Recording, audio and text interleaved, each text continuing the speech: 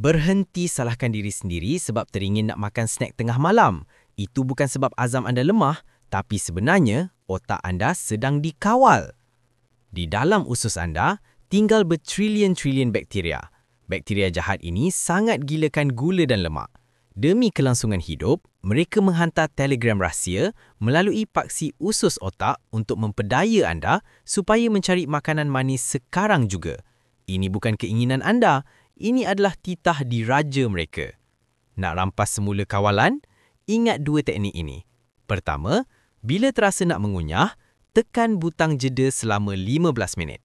Pergi buat kerja lain dan keinginan itu akan hilang dengan sendirinya. Kedua, naik taraf snack anda. Tukar kerepek kentang kepada rumpai laut dan tukar coklat biasa kepada coklat gelap. Apa yang kita mahukan adalah penambahbaikan, bukannya penyiksaan. Rasa teringin itu adalah cara badan berkomunikasi dengan anda. Belajarlah cara untuk mendikutnya dan anda akan menjadi tuan kepada selera sendiri. Jangan lupa ikuti saya. Jom kurus secara sihat dan elegan dengan sains.